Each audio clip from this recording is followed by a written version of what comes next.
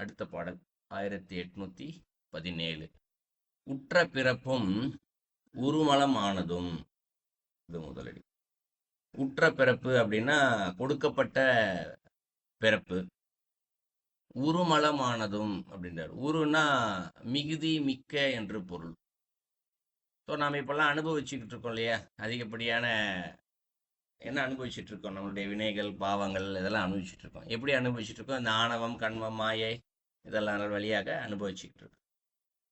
அப்போ நமக்குள்ள அந்த அனுபவிக்கின்ற மிகுதியாக இருக்கக்கூடிய அந்த மலம் ஆனதும் அப்படின்னா 3 விதமான மலங்கள் இருக்கிறது. ஆணவம் கண்மம் மாயை.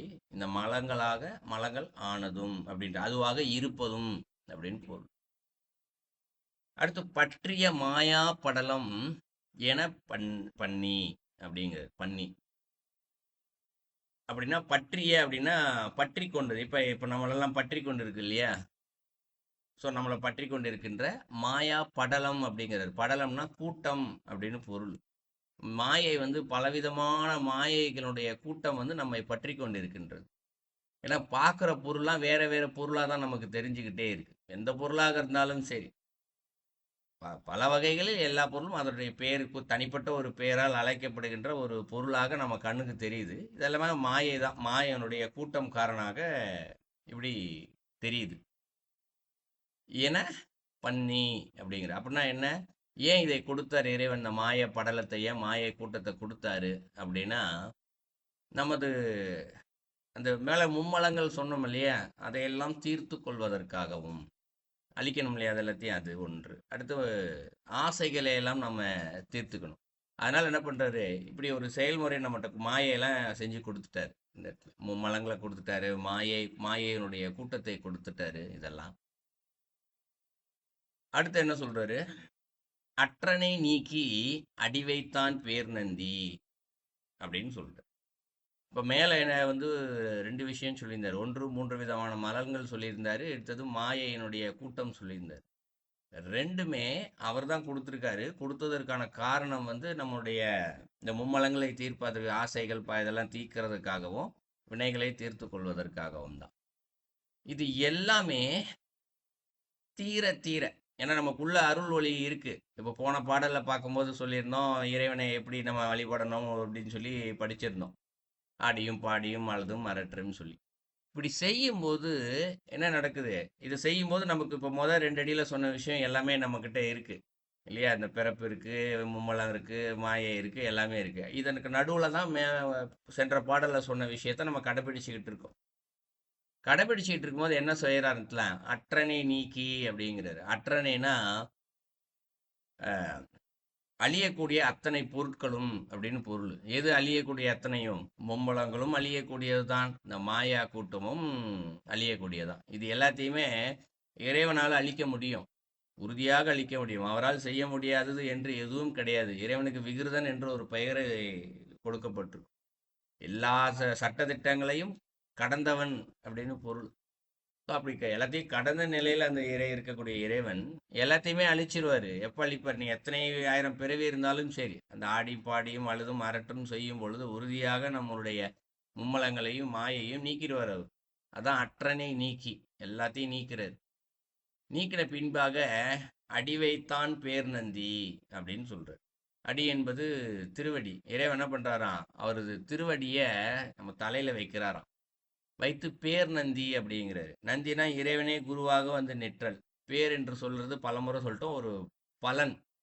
ஸோ அவரது திருவடியை வைத்ததன் பலனாக என்ன நடக்குது? இங்கே அந்த மாயை கூட்டம் போயிடுது, மும்மலங்கள் எல்லாமே போயிடுது. எல்லாமே போன பின்பாக என்ன நடக்குது? கற்றனை விட்டேன் கழல் அணிந்தேனே அப்படின்னு சொல்றார். கற்றனை அப்படின்னா கற்றுக்கொண்டானது அப்படின்னு பொருள். ஸோ பிறந்தது முதல் மனிதன் நிறைய விஷயம் கற்று வைத்து கொண்டிருக்கின்றான். என்னெல்லாம் கற்று வச்சிருக்கான்? பள்ளிக்கு போய் கற்றுக்கொள்வது என்பது வேறு, அது பள்ளி பாடங்கள். அதே நேரத்தில் இந்த உலகத்தில் ஒரு வாழ்வியல் முறை ஒன்று இருக்கு இல்லையா? மாயையின் காரணமாக வாழ்வியல் முறை, காலையில் எந்திரிக்கிறது, சாப்பிட்றது, தூங்குறது இல்லையா? நிறைய கற்று வச்சிருக்கான் அந்த உடம்புல. இந்த உடம்பால இதெல்லாம் செய்யணும் நம்ம அப்படின்னு சொல்லிட்டு, அம்மா வீட்டில் இருக்கவங்களுக்கு மரியாதை கொடுக்கணும், என்னென்னலாம் இருக்கும் எல்லா விஷயத்தையும் இந்த இடத்துல கற்றன்னு தான், உடல் வழியாக. இது எல்லாத்தையுமே என்ன இதெல்லாம் உலக அறிவாக இருக்கக்கூடியது. நமக்கு இப்போ கற்றுக்கொண்டு வைத்துக் கொண்டிருக்கக்கூடியது அனைத்துமே இறைவனை எப்படி வழிபட வேண்டும் என்பது கூட உலக அறிவால் தான் நம்ம கற்று வச்சுக்கிட்டு இருக்கோம். இது எல்லாத்தையுமே விட்டேன் அப்படின்னு சொல்றாரு. யார்? அவர் விட்டுட்டாராம். ஏன்னா மும்மலங்கள் மாயை விலகிருச்சு. அது விலகிய காரணத்தினால் பிறந்தது முதல் என்னென்னலாம் இந்த உடம்பு மனம் கற்று வைத்து கொண்டிருக்கிறதோ அவை அனைத்தையும் இவர் விட்டு விட்டார். ஏன்னா ஞானம் வந்துடுச்சு உள்ள. இறைவனது திருவடியை வச்சவனையே ஞானம் உள்ள இருந்து வந்துடுச்சு. அதனால எல்லாத்தையுமே விட்டுட்டார். கழல் அணிந்தேனே அப்படின்றார்.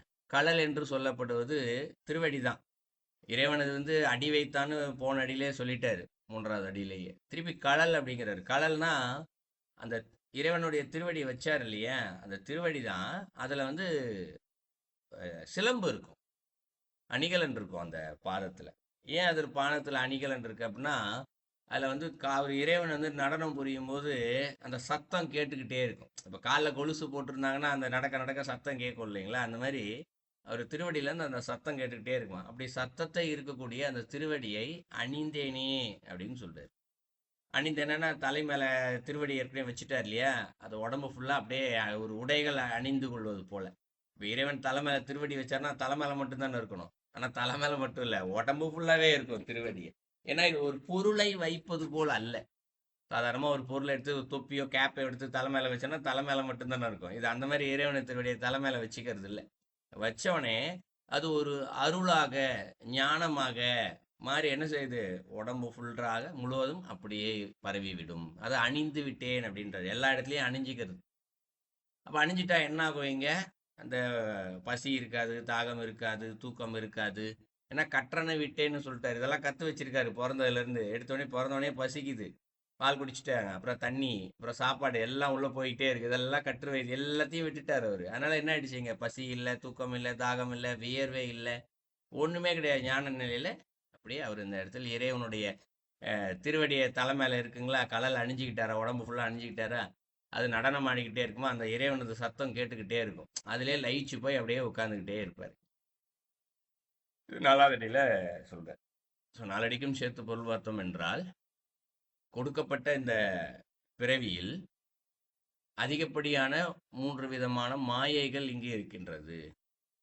மேலும் அவரை பற்றிய மாயை கூட்டம் ஒன்று இங்கே இருக்கின்றது. இது எல்லாமே இறைவன் தான் கொடுத்துருக்காரு. இந்த ஏன் கொடுத்துருக்காரு? அவர்கள் வினையை தீர்த்து கொள்வதற்கும் ஆசைகளை அனுபவித்து தீர்ப்பதற்கும் கொடுத்திருக்கிறார். இப்போ இதுவும் ஒரு அருள் தான். இங்கே அவர் மும்மலங்களை கொடுத்திருப்பதும் இந்த மாயை கூட்டத்தை கொடுத்ததும் இறைவனது அருளால் தான் இருக்கின்றது. இப்போ இந்த சென்ற பாடலில் கொடுக்கப்பட்டபடி இங்கே ஆடியும் பாடியும் அழுதும் அரற்றியும் யார் ஒருவர் இருக்கிறாரோ அதன் பலனாக இந்த மும்மலங்களும் இந்த மாயா கூட்டும் அனைத்துமே அவர்களை விட்டு இறைவன் நீக்கி விடுகின்றார். நீக்கிவிட்டு அவரது திருவடியை தலை மீது வைத்து அவர்களுக்கு இறைவனே குருவாக இருந்து உபதேசத்தை கொடுத்து அதனுடைய பலனையும் அவர் கொடுக்கின்றார். இறைவன் இதை கொடுத்த பின்பாக இவர் உலக ரீதியாக உலக அறிவில் என்னென்னலாம் கற்றுக்கொண்டாரோ அவை அனைத்தையும் இவர் விட்டுவிட்டார். விட்டுவிட்டு இறைவனது அந்த சிலம்பு அணிந்த அந்த பாதங்களை தன்னுடைய உடம்பு முழுவதும் அணிந்து கொண்டு அந்த அதிலேயே லயித்து அமர்ந்து விடுகின்றார். இவருக்கு இப்போ உலக ரீதியாக இருக்கக்கூடிய அந்த பசி, தூக்கம், தாகம், வேர்வை என்று எதுவும் இருக்காது. சமாதி நிலையில் அப்படியே லயித்து அமர்ந்து இருப்பார். அந்த பாடல்ல சொல்றாரு.